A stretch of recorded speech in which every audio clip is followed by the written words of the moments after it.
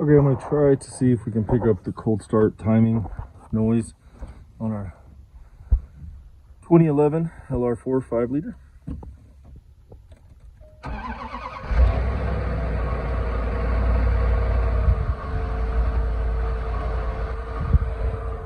don't know if you can hear that tone change towards the end. After a few seconds, that's that chain getting tighter with oil pressure. So it's very faint, but it's enough to make me want to change the timing chain. So we're going to pull this into the shop and do a timing chain job on it. We're just getting ready to start on the 2011 LR4 5-liter timing chain repair. This is a pretty in-depth one, so we'll try to video it as much. I got my girls down here that's going to be helping. It's going to be our project, and so we're going to get started by removing all the covers. We got to pull the battery out.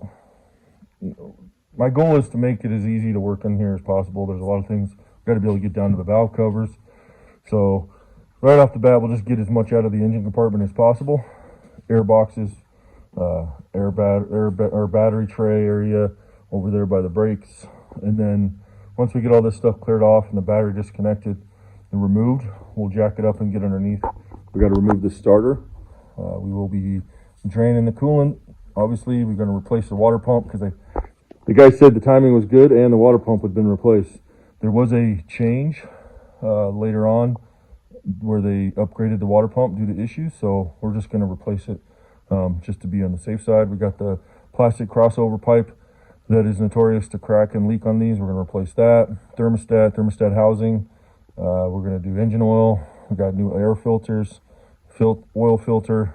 Yeah, so it's going to be quite the elaborate. Then once we get done with the engine, we're going to do a drain and filter change on the transmission. And then eventually we'll get to the transfer cases, or the transfer case and the differentials. So this one has a electronic locking rear differential, so we have to have a unique fluid for that.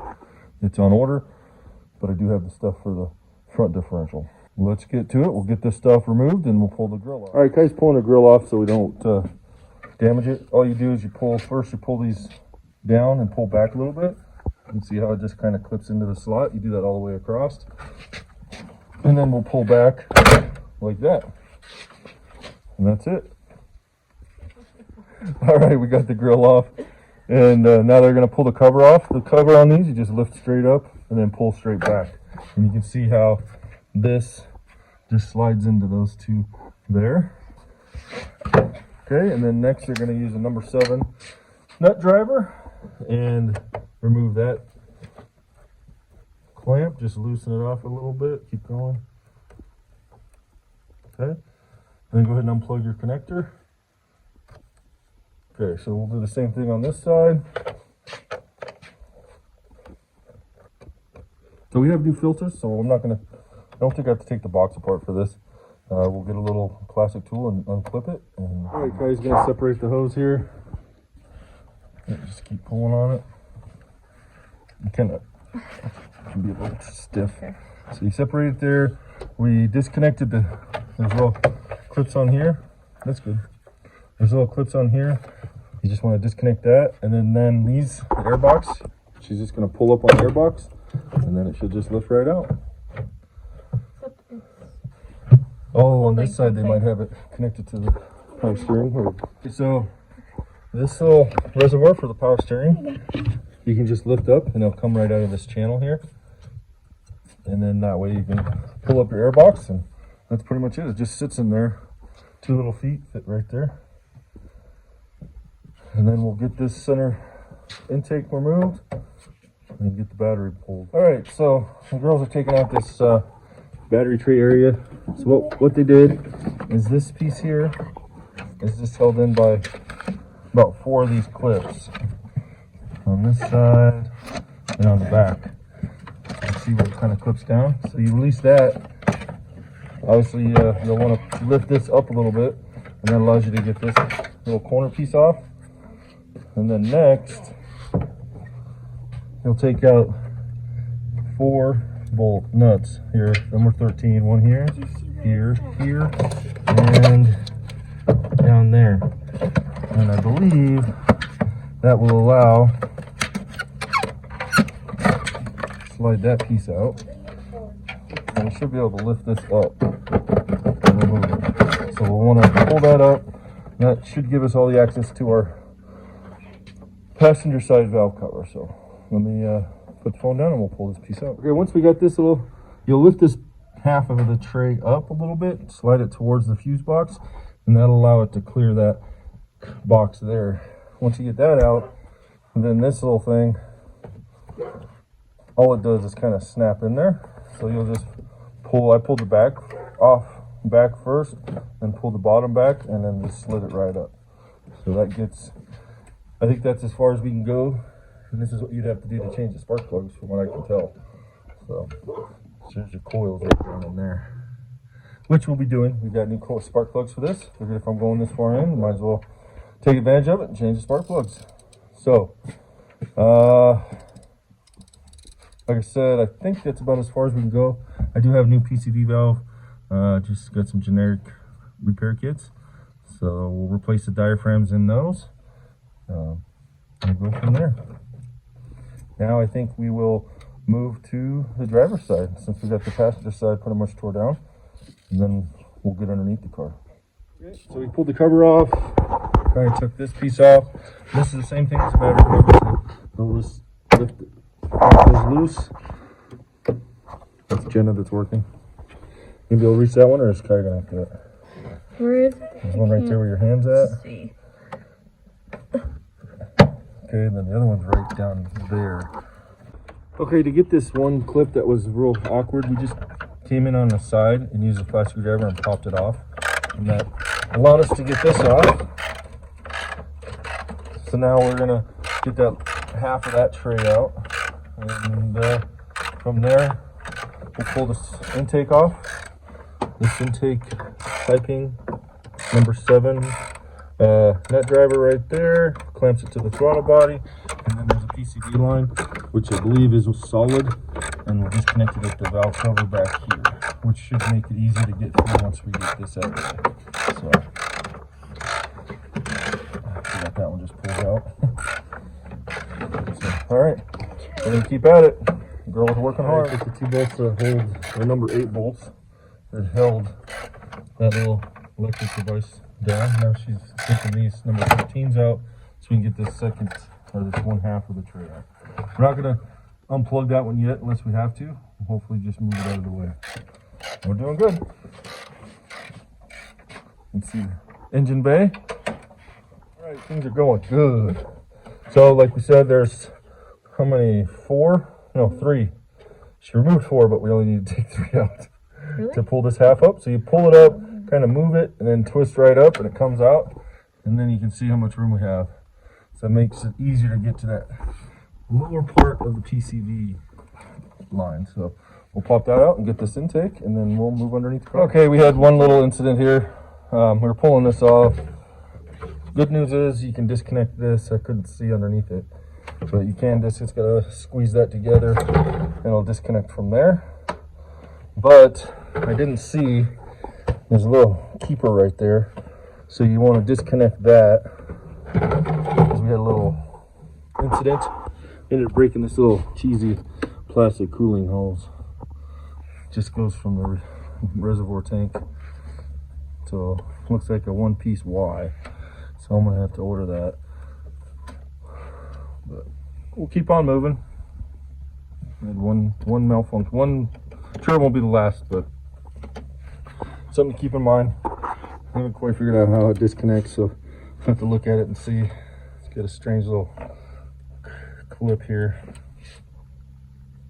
so I might just squeeze 1/2 and pull up, but I'll play with it. So now we got that off. We are going to probably, I think what we'll do is pull the oil cap, so the oil from that starts draining down, because we're going to be changing the oil and filter. But we'll just put the empty cap back on and let it just back drain as we're lifting and stuff. So, all right, next we're going to lift it up, get underneath it, pull the skid plates off, and then pull that starter off, and we'll show you what we got to do down there. All right, Jen and I are underneath the car. We're draining the coolant. What we did, pulled the skid plates off, which it was missing about 4 bolts. So whoever worked on this, it came from a Land Rover dealership. The Land Rover dealership there in Salt Lake City is where I picked it up from, who diagnosed it supposedly for that previous owner. So I don't know what they did, but you can look at this mess. Got some leaks that we're going to address. One of them being this, we decided just to take this hose here, goes from the engine oil cooler, which should be able to see the pipe right there in the center of the screen, to the lower radiator. So I figured it was leaking. There were signs of this leaking, so I'm going to replace this hose, probably both hoses, going to the oil cooler. And this goes to the bottom of the radiator. So I figured it was the easiest way to drain. So we're just going to let this drain, and then we're going to move to the back and pull that starter off. What a mess though, huh? You can see the bottom. Thinking the front main seal might be leaking, which I'm going to replace. So that'll be good. And we have some coolant leaks, so check those out and replace whatever we need to replace. All right, we got the LR4 back on the ground. So I went ahead and disconnected the starter. I left the wires connected, set it off to the side. I didn't install the flywheel stop, and I did take out my crankshaft position sensor to put the pin in there, the alignment tool, but it's not in there all the way because we're going to kind of just turn the engine over to get it where we want the alignment marks. So right now what we're going to do is pull off this fan shroud. Kai's going to go ahead and do that, and we'll just start taking the stuff off the top. Just clip over there. I thought I got it all. Oh yeah, let me get a screwdriver. There's a clip that holds it in. All right, Kai's just taking the hoses off. So we'll take the hoses, that hose, this hose. We bought a new, I think this is part of the crossover pipe. Gotta look at it. And then we'll get the fan off. We'll have to break the fan loose. We'll just keep taking apart the front. All right, Kai's making a special tool. We gotta grind down one of our big wrenches so it fits on the, to take the fan off.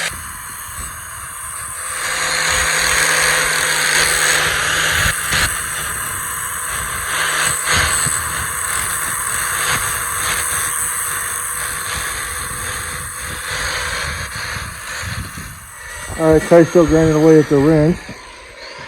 And I'm just kind of taking stuff apart, disconnecting here, throttle body.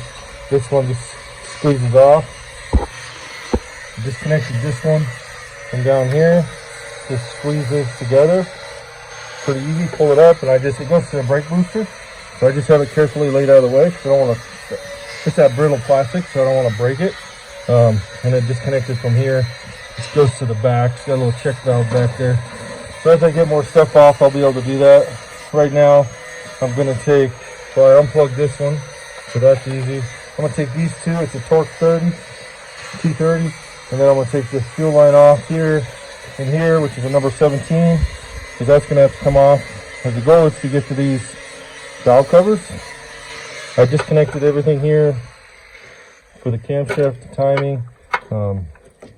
There's a ground strap there, and I disconnected the coil and the injector plug, and then there's a little tip here, and you push that forward like that, or out away from the engine, and lift up, and the strip comes out. I just have the one in the back injector to take off, and then that one's all done. And we could probably pull the coils out. But I dropped my scribe or my pick, so I'll have to dig in there and get it. I'm gonna take this fuel line out now, and we'll just keep chugging away at it.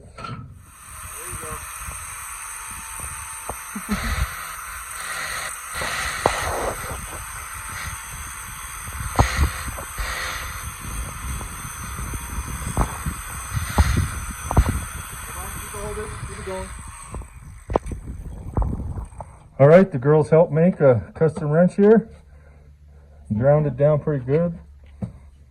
Still a lot of meat on there. That's what it was. That's what it is. We put that on that, hit it with our hammer, a metal hammer, and go ahead and spin it, Kaya.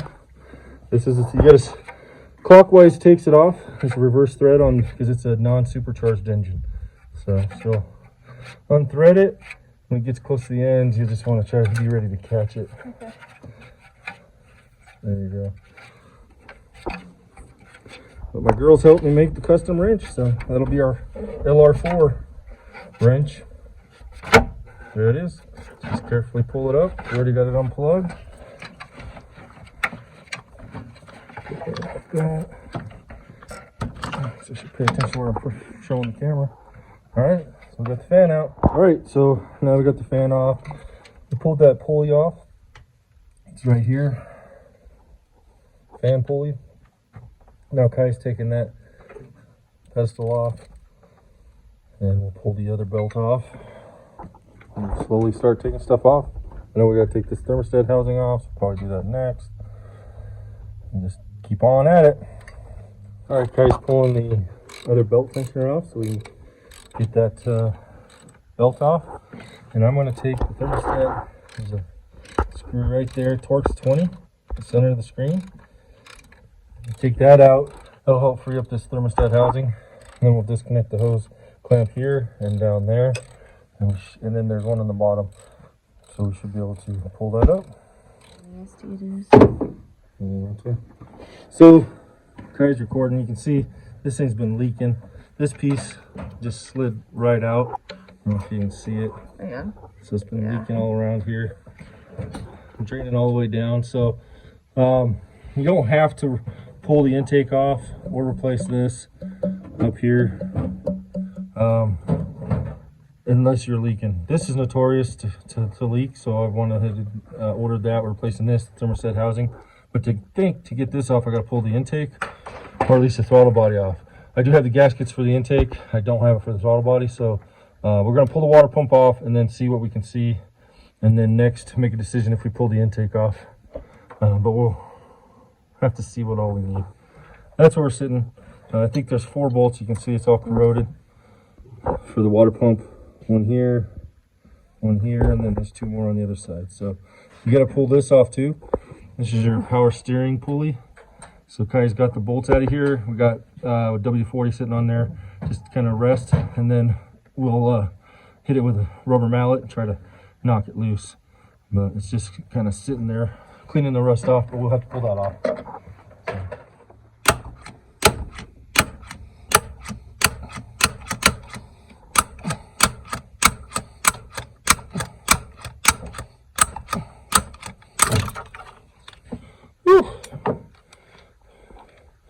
One thing you want to make sure, when this clips right down there, you want to make sure that this, it'll feel like it's locked, but that's not good enough. It's got to be all the way down. Otherwise, you won't get a good bite. I've had no problems with this puller as long as I make sure she's in the all the way down position.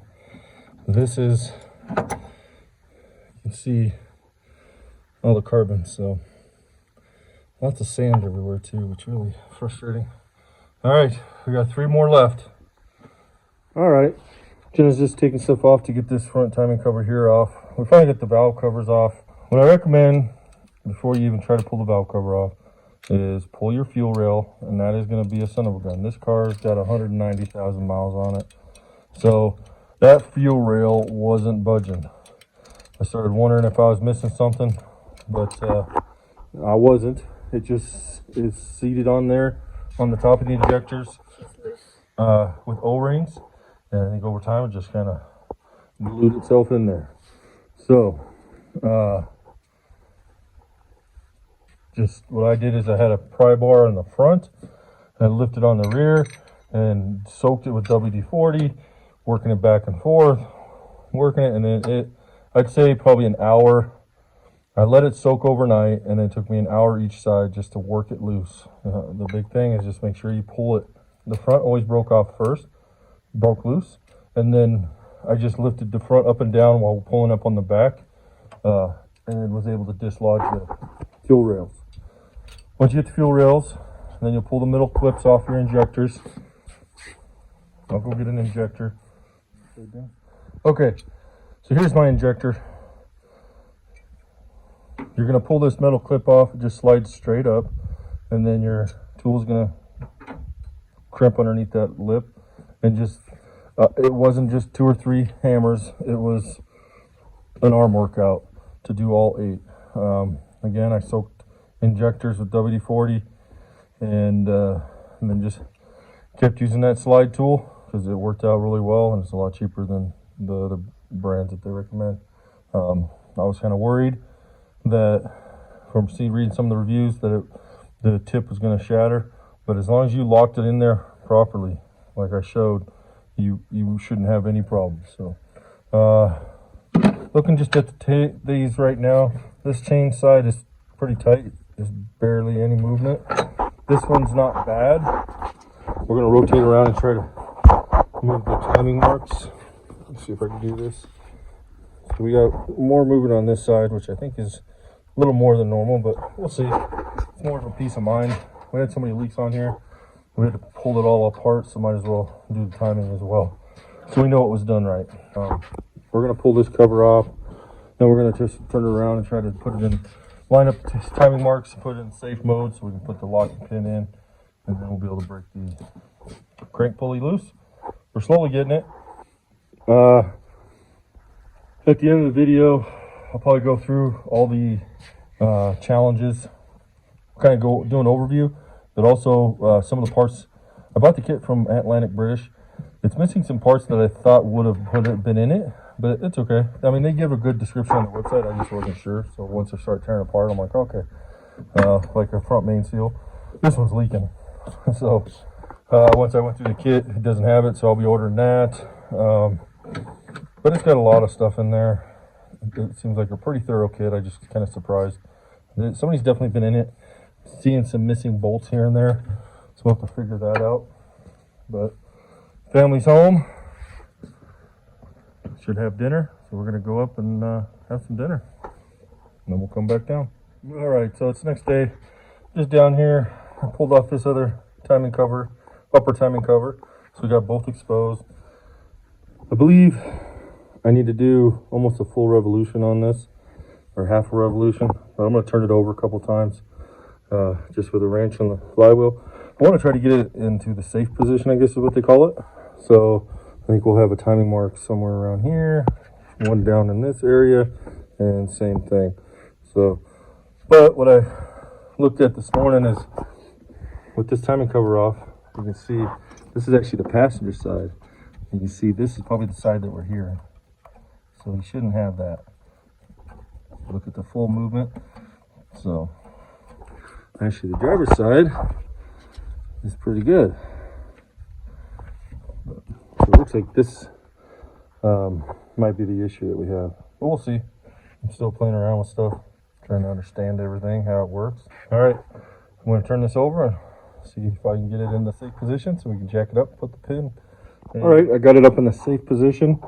You can see I got a timing mark here. I believe that's one. And then you can't see it, but there's one right here. And then there's one right there. And then using a mirror, you look on the back side. Let's see if I can get this come out on camera. Look at the back side of your camshafts, all 4 camshafts, and you'll see that slot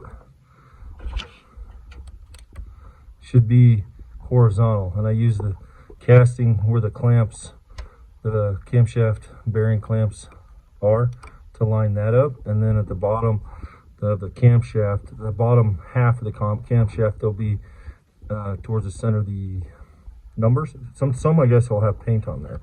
This one doesn't have any paint. So, and then with it in the safe position, you can see got a lot of slack here, but also on the driver's side. Not as much as the passenger, but we do have some slack. So I think it's good. At least we'll know, peace of mind. So now I'm gonna go ahead and lift up the car, get under there, put the crankshaft position lock and the starter lock in place. I'll try to get a video of that, and then we will be able to work at pulling this dampener off. Now, they say you have to pull the radiator. I'm going to try without doing the radiator. I'd rather not pull it, but we'll see. Okay, this is kind of hard to record, but underneath the car, here's your engine oil pan, there's your oil level sensor, there's your crankshaft position sensor, torque's 30. Take that out, and then your little stop pin will go there. I left my ratchet on my front front pulley bolt, crankshaft bolt, and just moved it just ever so slightly, and that thing slid right in, no problems at all. Then I just snugged up that T30, and then we got, I guess, the flywheel holder. It's in there. I got to get one more bolt for the top. The one I got was just a little too short, but I just grabbed a nut and used the longer of the 2 bolts and got it in there, and made sure, used an inspection mirror through the top there, made sure it was in that gear tooth. Everything's lined up good, so I'll grab a bolt, finish that, and then put it back down. So we ran into another snag. Just getting towards the end here. Fortunately, it's dark out right now, but we're figured I'd show you guys what I had to do. This is an aftermarket kit that I bought. I'll do a tool review here once I get done tearing everything down, explain what I had to do, some of the modifications. But problem was, this is supposed to fit over these bolts. So there's 6 bolts in your pulley, crank pulley. You take 2 out, and then they have 2 bolts that come with the kit that bolts it to the crank pulley, and then this seats over top. Problem was, I don't know if it's about the thickness of the paint maybe, or a little less. The bolts wouldn't go in. They would just sit like that. So I didn't have a bit. This is about 5/8 diameter, and I didn't have a 5/8 bit. All I had, the biggest bits I had, even close, was a step bit, and that wasn't going to work. So we went into town. Luckily, Home Depot had a 5/8 drill bit, so we drilled it out. And 5/8 makes it so it's still snug, but it sits right in there nice. So I didn't want to try taking it loose without having these bolts in there, because I think it uses these as an anchor point, so all the strain isn't on these 2 skinny bolts. So yeah, if you get this kit, there's a good chance you might need a 5/8 drill bit just to ream out 4 holes so it fits over the crank pulley bolts. So it's raining right now. I'm gonna take this in there and see if we can break the crank loose. This socket that came with it, it's snug fit onto the bolt. So I just tapped it on there with a hammer, nice and easy. So at least I shouldn't have to worry about it. I got my jack stand underneath it, got a block of wood. I'm gonna get my cheater pipe, and we'll see if we can break it loose. Should be clockwise to loosen it on this one. So let me get that on there and see if I can break it loose. Got the crank bolt out. You can see I had to tap it on there. It's pretty snug. I'm gonna put it in the vise, try to break it loose. But this is the tool that I use. Came with this socket. It's 3/4 inch drive. I might do some polishing on this next time, just so when I use it on the 2012, it'll be a little smoother. This is part of the puller, and same with this, the bearings and these bolts. So I'll be using that next, but first I'm going to just try to break this loose and put it away, and then we'll get that pulley off. But it wasn't bad at all. I'd say the having that cheater bar really helped. So definitely need the right tools. I'll go over all the tools when I'm all done, and any modifications I had to make, where I got them from, all that good stuff, and we'll go from there. I didn't buy the expensive ones. I ended up buying some aftermarket generic ones that had some questionable reviews, but so far some slight modifications I've been able to make them work. So we'll keep on going. And all right, so I just tapped the bolt out.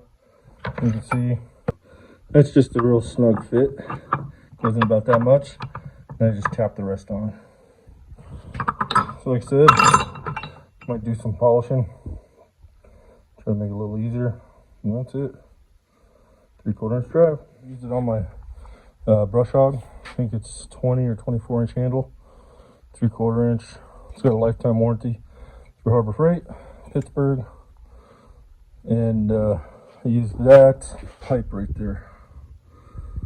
And so it makes easy work out of this. So definitely, I think that breaker bar was $24, $25 at Harbor Freight.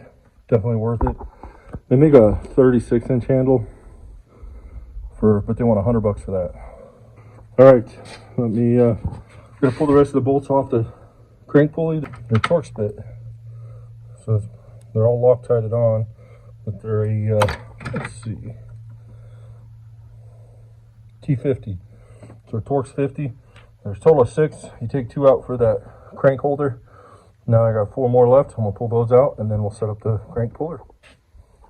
Where I left off yesterday was the crank pulley. I got the crank bolt out, but there's my puller. I can't fit the puller in there with the radiator. So what I'm going to do to get the radiator off, I pulled these little plastic pins out. That's these here. They sit down in here. You see that little notch there at the bottom? You're going to push it in with a little flat screwdriver or pick. Push in there, and then I just grabbed a pair of pliers right here and pushed up, and she slides right out. So we got those 2 taken out. Let me see if I can get some light in here.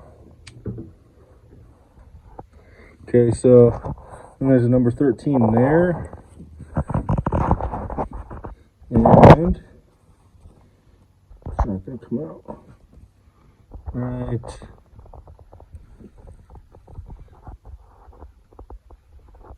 In the center of the screen there. There's a number 13 you take out. Then there should have been a number 8 here. It was missing. 2 number 8s on the driver's side that were missing. And then I pulled out this one here, just above the mounting bolts. Then there was a number 8 here on the front, holding the condenser to the radiator.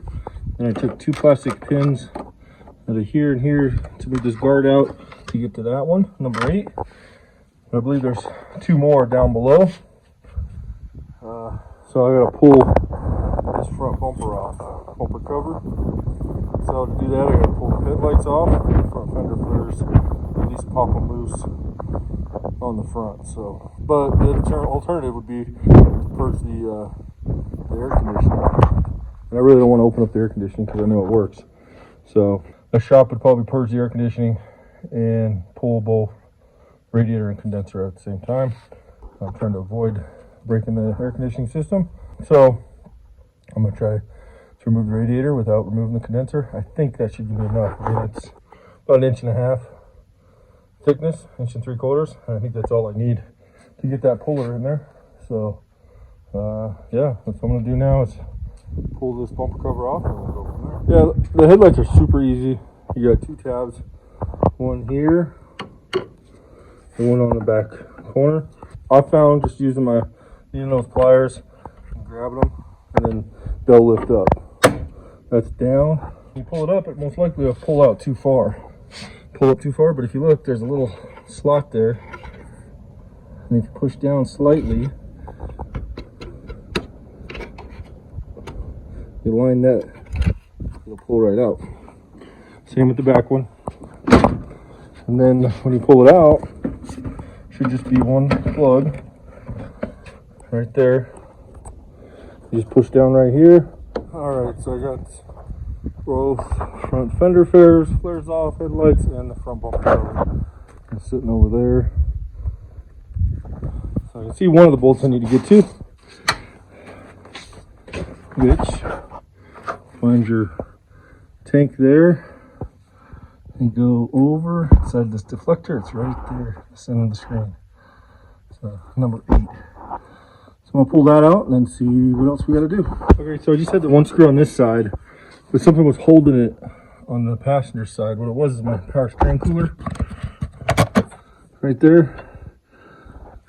That hooks on that plastic there, and it was keeping it attached to the, so keeping this condenser trapped in between it. So I think we got it loose now. So I'm gonna put the phone down. The way it comes out is the passenger side, you pull forward or pull towards the engine, and it comes out at an angle. It's pretty tight, so it's gonna take 2 hands. All right, so I got it out.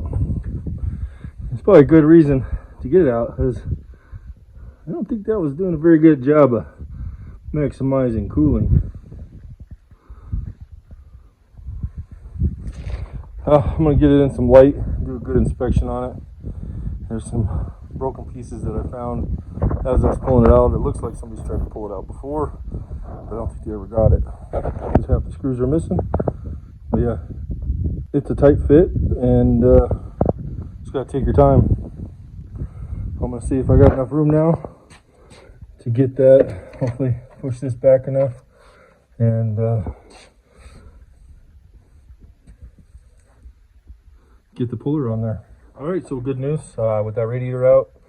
I put this pad in here to protect the condenser, but we got the puller in there. I got it attached by 4 bolts. You thread this one in all the way, then I hand tighten this on to the shaft, and then we bolted this up to the pulley. So we'll turn this one counterclockwise, holding this one still, and it should pull that off, and we'll be that much closer to having this tore down. All right, I got Kaya here, blocking the camera view. Oh, sorry. I'm just kidding. She's cold. That's what she's doing, pulling the pulley off. It's working. It's slow. It's not terribly hard. I got a 15/16 that I'm using for the big wrench, and the number 10 to hold the main stud in there. So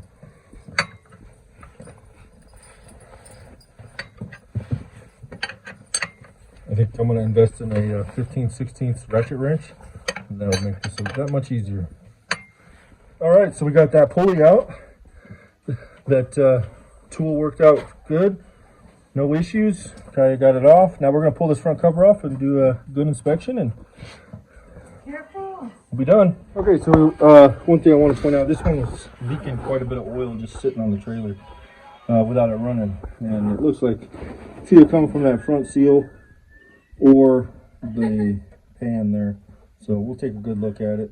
Hopefully it's just the front cover and that seal. We'll go from there. All right, so we got the front cover off. Don't see any damage, just looking at it. No missing guides. Everything's got some tension down there, so it could just be stretched chain. Either way, it should turn out pretty good. Before we can take any of this off, now we have to install our camshaft lock. It's going in the back on both sides of the heads there to lock the camshafts in place. Then we can start tearing this down. All right, we got the cam locks put in place back there. Let's see if I can get a decent view. See how it just locks in there in wedges. Same on that side. Pretty simple idea. It just goes in them slots in the back of the camshafts. So now we can start removing the timing components. We'll start with the passenger side first, since it's the first chain to come off. All right, we got all the timing components. The other chain is still on there. I gotta pull the variator off because there's not enough space there to get it past the variator and the cylinder head. So, but I'll pull out the old ones.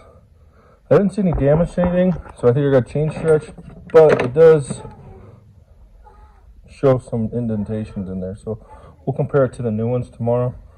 We'll pull them out, just kind of show you what it is. This one's not, so that one looks indented, but this one actually looks like it's creating chunks of little pieces of aluminum. If you look real close, there's like, so definitely interesting. So our new guides will have a steel button in there, so that'll fix that issue. It's got new tensioners, new chains, I believe new sprocket, new oiler. Comes in the kit. So tomorrow, that's probably it for tonight. And then we'll start putting it together. I got to clean up the gasket surfaces and stuff, but here's how my pulley came apart, or dampener. So pretty slick. I'll probably take it apart right now before we go up there. And then I ordered a new main seal. But it's kind of a rigid plastic that it fits on there, so it's kind of interesting. I think we're leaking down there. I'm hoping between that and the front seal we were leaking, we'll fix that oil leak. But that's probably going to be it for tonight. I'm just going to pull this apart. All right, so we're got everything tore down for the timing side of it. Right now, I think that's going to be it for this video. I don't want to make them too long. So this was complete dismantle. I'm just gonna clean this up, and on the next video I'll lay out the new and the old parts so we can kind of see the differences and see if we can identify anything obvious, and we'll start putting it together. Stay tuned for that one. Thanks again for watching. See you on the next one.